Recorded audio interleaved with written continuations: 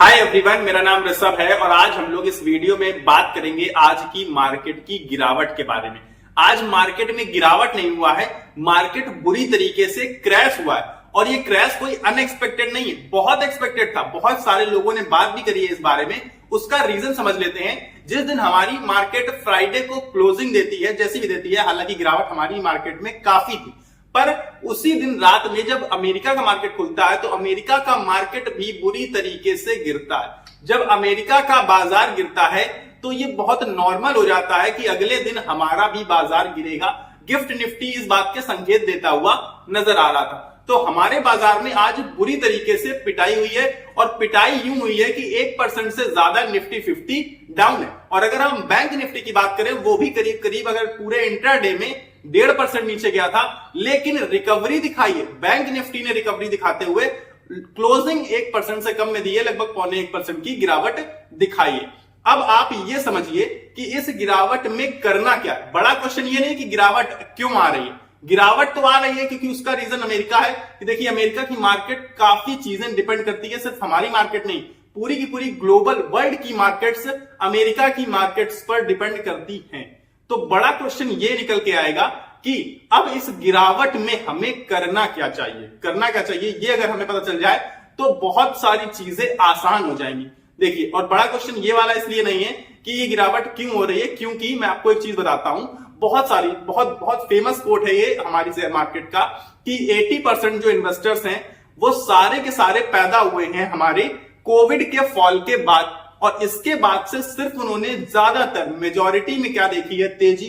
तो ये गिरावट, ये मंदी नहीं देखी उन्होंने आज तक। तो उन्हें ये चीज नहीं पता है कि जब अमेरिका को छींक आती है तो पूरे के पूरे ग्लोबल वर्ल्ड को कोल्ड हो जाता है। ये समझिए आप, ये एक बहुत फेमस कोट है हालांकि, लेकिन नहीं सुना होगा आप लोगों ने, क्योंकि मोस्टली लोग इन्वेस्टमेंट जो कर रहे हैं वो 2020 में कोविड के बाद कर रहे हैं। 80% इन्वेस्टर्स ऐसे हैं और ये डाटा प्रूवन है। तो आप समझिए कि उन 80% लोगों ने जिन्होंने आज तक गिरावट देखी ही नहीं, वो भी इतने लंबे समय तक की गिरावट, उनका इस समय क्या हाल हो रहा होगा, कितने पैनिक में बैठे होंगे वो लोग। मोस्ट ऑफ द लोग तो सेलिंग सिचुएशन में आ चुके होंगे, और जब वो ज्यादातर लोग सेलिंग करेंगे तो आप यकीन मानिए सेलिंग प्रेशर की वजह से ही तो मार्केट गिरता है।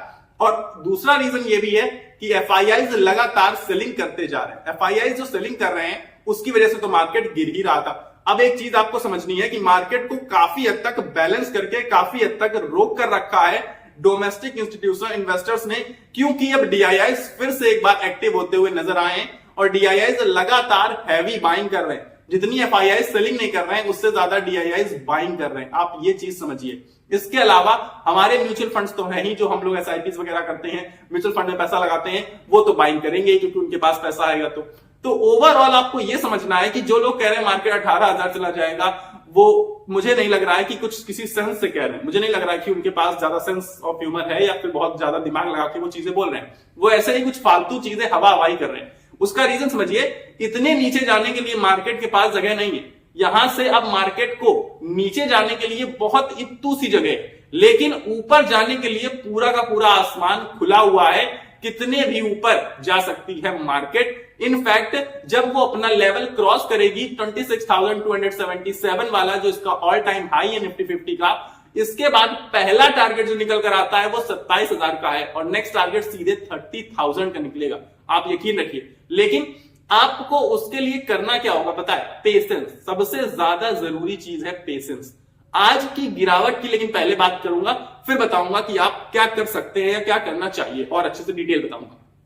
आज की गिरावट के मेजर जो रीजन थे, आप देखिए, आईटी सेक्टर बुरी तरीके से पिटा है। और आईटी सेक्टर हमेशा पिटेगा। जब जब अमेरिका की मार्केट पिटेगी, आईटी सेक्टर जरूर पिटेगा, क्योंकि आईटी सेक्टर सीधा सीधा अमेरिका से संबंध रखता है, अमेरिका से कनेक्टेड है। दूसरी चीज है कि मेटल सेक्टर भी आपको पिटते हुए नजर आएगा। मोस्टली चीजें आपको पिटते हुए नजर आएंगी, लेकिन कुछ कुछ चीजें ठीक ठाक पॉजिटिव भी थी आज देखा जाए तो।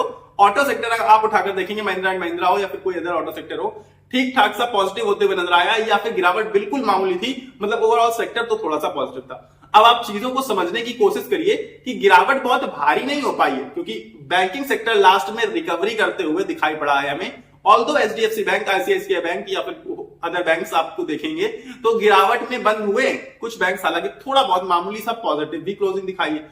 तो ये अच्छी चीज भी है क्योंकि पॉजिटिविटी भी अभी बरकरार है, पूरी तरीके से निगेटिविटी नहीं है। क्रैश तो कर रहा है मार्केट, इंडेक्स क्रैश कर रहा है, लेकिन कुछ स्टॉक्स अब लगभग संभलते हुए नजर आ रहे हैं क्योंकि वो अपने आरएसआई लेवल यानी कि लगभग ओवरसोल्ड जोन में आकर खड़े हो चुके हैं। बहुत नीचे जाने के लिए जगह नहीं बचती है। आप ये चीज समझने की कोशिश करिए, किसी भी चीज को आप दबाइए, कितना दबेगा, एक टाइम के बाद तो दबना बंद ही हो जाएगा ना। तो अब दबने के लिए बहुत छोटी सी जगह खाली बची है। शेयर मार्केट बहुत ज्यादा नीचे अब नहीं जा सकता, ये चीज आपको समझनी होगी। मैक्सिमम मुझे लग रहा है अगर लेवल जाएगा तो 21,900 पे बहुत मेजर सपोर्ट है, उसे नहीं तोड़ सकता। और 21,900 के लेवल से बहुत ज्यादा दूर भी नहीं है। मैं ये नहीं कह रहा हूं कि वो उस लेवल को टच करेगा, कभी भी मार्केट बाउंस बैक दिखा सकता है, उस लेवल के पहले भी या उस लेवल पर पहुंचकर भी। ये चीज आपको समझनी पड़ेगी। और लेवल, सपोर्ट, रेजिस्टेंस, कुछ भी चीजें वर्क नहीं कर रही इस टाइम मार्केट में, ये भी आपको समझना पड़ेगा। अब आपको बताता हूं कि मार्केट में आप क्या कर सकते हैं। Buy right sit tight.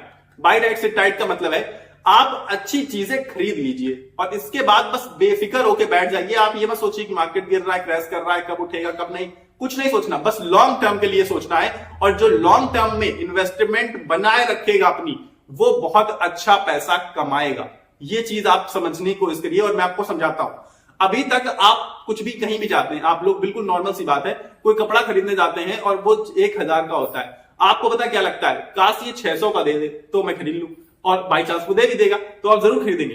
बस यही चीज थी शेयर मार्केट में कि बहुत सारे इन्वेस्टर जिनके पास पैसा था भी, वो क्या कह रहे थे कि जैसे टाटा मोटर्स हो गया, जैसे रिलायंस हो गया, XYZ कोई भी स्टॉक हो गया, वो कह रहे थे बहुत महंगे हो गए, बहुत महंगे हो गए, यहां पर आ जाएगा तो खरीदारी कर लूंगा। वहां नहीं, उससे भी नीचे आ चुका है। आज वो लोग खरीदारी करने से बच रहे हैं, खरीदारी करने से डर रहे हैं। उसका बहुत सिंपल सा रीजन है, उन्हें लग रहा है मार्केट अभी और गिरेगा। आपने क्या कहा था, आपका जो लक्ष्य था वो तो हासिल हो गया ना, बल्कि उससे नीचे आपको चीजें मिल रही हैं और हो सकता है मार्केट यहां से बाउंस बैक दिखा जाए। तो मेरे हिसाब से जो चीजें डिस्काउंट प्राइस पर मिल रही हैं, उनका आप लोग फायदा उठाइए। और अब आप कहेंगे कि एवरेज करते करते कहीं हम लोग खुद ही प्रमोटर ना बन जाए, मालिक ना बन जाए कंपनी के, ये भी चीज आती है ना दिमाग में हमारे। तो जो एवरेज कर सकते हैं उन्हें एवरेज जरूर करना चाहिए, भले वो मालिक बन जाए, अगर अच्छी कंपनियां हैं और अच्छी कंपनियों में वो इन्वेस्टेड है तो। बाकी इस समय अच्छी कंपनियों की लाइन लगी पड़ी है जो कि 40 से 50% टूट चुकी हैं। ऑल्दो हमारा अगर हम पूरा का पूरा निफ्टी 50 उठाकर देखेंगे तो 13 से 14% सिर्फ और सिर्फ गिरा है। बहुत बड़ी गिरावट इंडेक्स में नहीं है, लेकिन स्टॉक्स में पर्टिकुलर बहुत बड़ी गिरावट आ चुकी है ऑलरेडी। ये चीज हमें समझनी चाहिए और हम समझ भी रहे हैं धीरे धीरे। अब आप कहेंगे कि वही चीज जो मैंने कही थी कि खरीदते खरीदते कहीं प्रमोटर ना बन जाए, तो जिनके पास इन्वेस्टमेंट नहीं बचा वो लोग बस चुपचाप मार्केट से दूर हो जाइए। बेचने की गलती मत करिएगा, क्योंकि आप अगर मार्केट को रोज देखेंगे कहीं ना कहीं जाकर आप सेलिंग का बटन दबाएंगे। जबकि आप ये चीज समझिए, अब अगर आप सेलिंग का बटन दबा रहे हैं तो ये चीजें जो हो चुकी हैं, इस डर की वजह से आप सेलिंग का बटन दबा रहे हैं, क्योंकि अब होने के लिए, गिरने के लिए कुछ ज्यादा बचा नहीं है मार्केट के पास। अब मार्केट को बाउंस बैक ही करना है। तो जो चीजें हो चुकी हैं अगर उस पर आप अपना रिएक्शन देंगे तो मेरे हिसाब से आप बहुत ज्यादा 1-1.5 साल में आगे आने वाले पछताएंगे अपने डिसीजंस पर। तो उससे बेहतर है कि अब आपने इतना दर्द झेल लिया है, इतनी गिरावट झेल ली है, तो 2-4-5% की गिरावट और सही, इसके बाद तो मार्केट को रिकवरी करनी ही पड़ेगी, क्योंकि इंसान हो या शेयर मार्केट, जाना उसको ऊपर ही है। तो ऊपर जाएगी जब मार्केट, तब वो स्टॉक्स, तब पोर्टफोलियो आपका भरा होना चाहिए, तभी आपके पोर्टफोलियो में हरियाली दिखेगी। अगर आपका पोर्टफोलियो खाली होगा तो कुछ भी नहीं दिखेगा आपको, सिर्फ और सिर्फ पछतावे के। ये चीजें थी जो मैं आपको समझाना चाहता था, आपको बताना चाहता था कि क्रैश जैसी सिचुएशन नहीं होती है, कुछ नहीं होता क्रैश बल्कि एक अपॉर्चुनिटी होती है। और ये तो क्रैश भी नहीं है, ये तो बस एक तगड़ा करेक्शन है, बहुत बड़ा करेक्शन इसे बोल सकते हैं, क्योंकि क्रैश में मार्केट 5-5, 10-10% से गिर जाती है। ये चीज आपको समझनी पड़ेगी और मैं यही चीज आपको समझाना चाहता था। ठीक है, अगर अभी भी आपको कोई डाउट है या आपको मेरी कोई पॉइंट आपने पकड़ लिया है, कोई बात आपको अलग लगी है, कुछ आप अपना उसमें ओपिनियन शेयर करना चाहते हैं, तो कमेंट जरूर से जरूर किया करिए। फिलहाल इस वीडियो मेरे पास इतना है। अगर आपको ये वीडियो पसंद आया है तो वीडियो को लाइक करके जाना और चैनल को सब्सक्राइब कर देना, ताकि आप मेरे थ्रू वीडियोस और नेक्स्ट वीडियोस, अगले वीडियोस पा सके, मेरे थ्रू आपको कंटेंट और एक्स्ट्रा मिल सके। तो चैनल को सब्सक्राइब का बटन नीचे आ रहा होगा, दबा के सब्सक्राइब कर लीजिएगा। मिलेंगे अगले वीडियो में, तब तक के लिए आपको अपनी सेहत का ख्याल रखना है। स्वस्थ रहिए, मस्त रहिए। नमस्कार, धन्यवाद।